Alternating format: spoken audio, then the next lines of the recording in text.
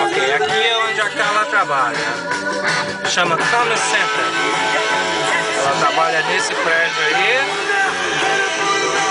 Esse aqui vai até lá atrás. É grande toda a vida. Deixa eu abaixar esse som aqui, que o som tá muito alto. Então, dá pra vocês terem uma noção do que é América.